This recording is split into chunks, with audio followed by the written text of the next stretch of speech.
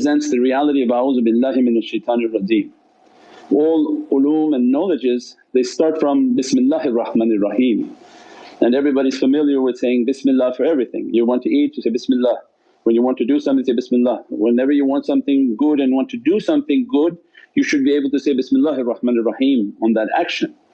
And the cave represents that we're on a journey into Allah's rida and satisfaction. What we call the Muhammadan heart is a manzil of Qur'an in which Allah, just imagine what's in this heart of light that Allah's Divinely speech. Manzil of Qur'an is the qalb al-Muhammadiyya, this beatific location in which Allah's Divinely words that are not created continuously emanating. Because Qur'an didn't stop and the words of Allah didn't stop, and Allah is in continuous Divine speech into that heart.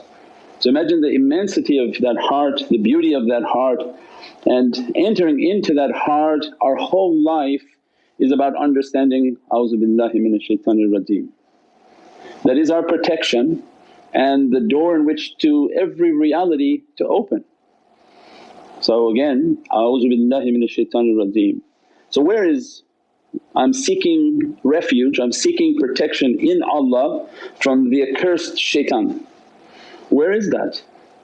Where can you seek refuge in Allah that protects you from shaitan when shaitan is everywhere?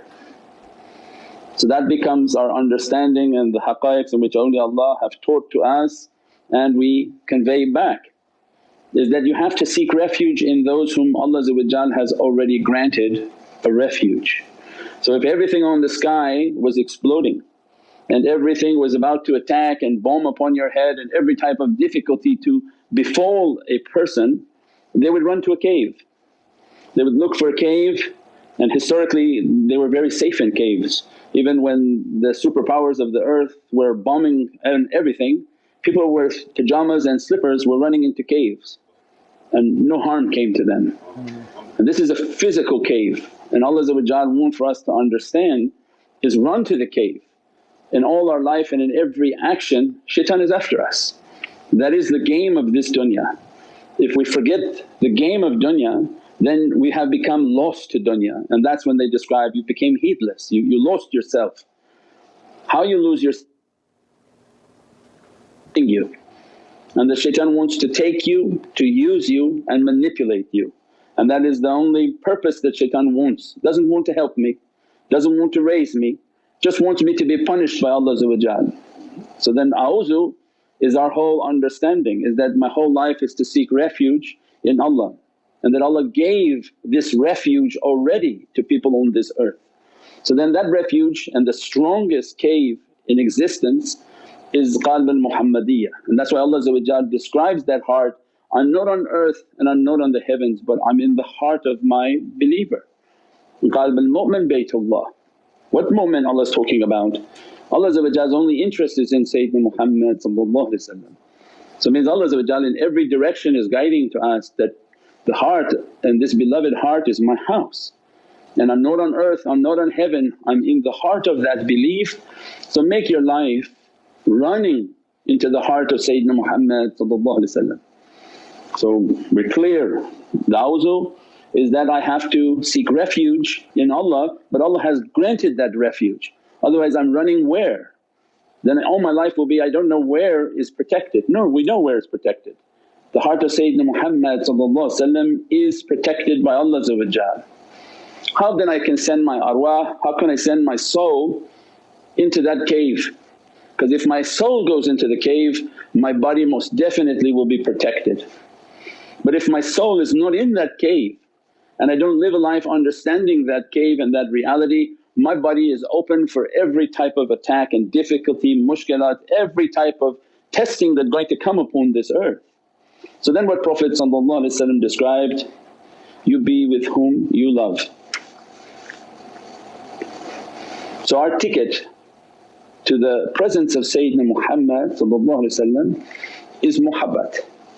You be with whom you love, not whom you think about and whom you often ponder about, or someone whom you every now and then contemplate, oh this was a great messenger and wow, look, he's in a book of 100 most powerful people. But he said, you be with whom you love. So our life is then to build the muhabbat and ishq of Sayyidina Muhammad. By doing that, these are step by step, very easy process. So we want to go into a cave of safety, be with Sayyidina Muhammad. Hadith comes and tells us, oh, you want to be? You'll be with whom you love. Prophet is teaching then indirectly, love me and I'll love you. Love me, you'll be with me, and if you're with me, I'm with you. So then everything in our life is to build this love of Sayyidina Muhammad. As a result, that is entering into the cave. So when I sit at home, I do my salawats, I do my zikr, I do all the awrads that were given to me, and I make a special emphasis on the salawat. Salawat al-Nabi, it builds that ishq, it builds that love. That, Ya Sayyidi Ya Rasul Kareem, this life has become difficult for me. Who you want to talk to? You want to talk only to Allah? That's kind of arrogant. You don't know yourself, you're a human being and you cutting out the most important gift that Allah has given to us is our messenger, our imam. Allah described what? When you're zalim to yourself, jawka. So it means that when we're sad and depressed we admitted we are a zalim. And what Allah says then a zalim to do? Jawka is to go to the presence of Sayyidina Muhammad and ask istighfar, ask my forgiveness in his presence. So when we sit and we make our tafakkur, we start to make salawat on Sayyidina Muhammad. Remember me, I remember you. As soon as you make one salawat, the presence of Prophet soul comes to send 10 salawats upon you.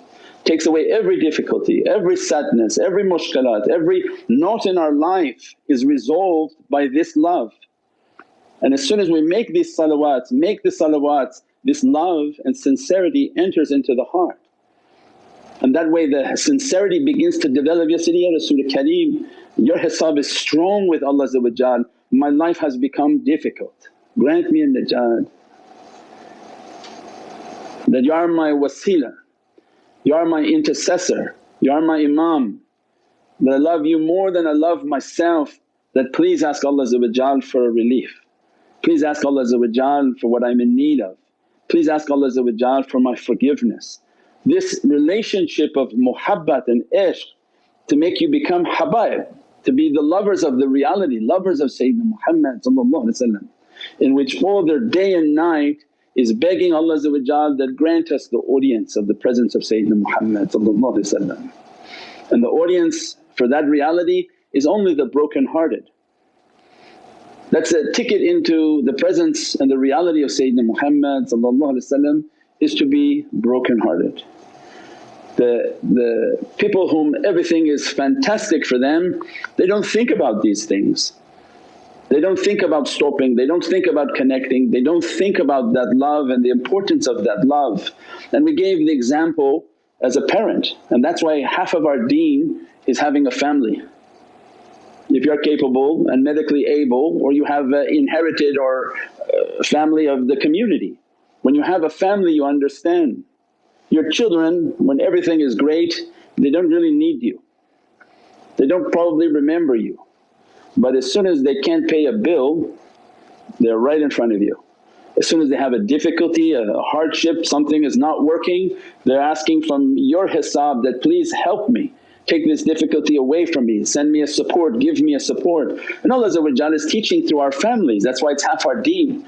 But look, you are their support, they rely upon you. Of course they rely upon Allah, that's an arrogant ignorant person to think it's not that. But Allah says, go a little bit deeper, don't be superficial, say everything is Allah. We know that, that's kindergarten. But for the details Allah is saying He's relying on you. You help him, you support him, you take your child out of that difficulty because he's your responsibility. Same for the shaykhs, their responsibility are their children that they brought into the world and the children that Allah sent them in this world. So Allah sent them to be under the hands of these shaykhs like their children, and Allah is expecting that you pray for them, that you pray that these issues are resolved in their life, that they learn what they're doing wrong and that you intercede for them. And we said that intercession for shaykhs and awliyaullah who have been trained is haqiqat al-tawajjuh wa tawassul. Allah opened these realities within their heart, that Allah opened within their heart the tawajjuh which they can see the face, because their heart is open. As soon as they make their connection, they see the face of their shaykhs, they see the face of the imams, they see the face of the companions, and they see the face of Sayyidina Muhammad. And if necessary they go into that presence and they make their tawassul. How can you make a tawassul when you don't have tawajjuh? If you're not looking at the face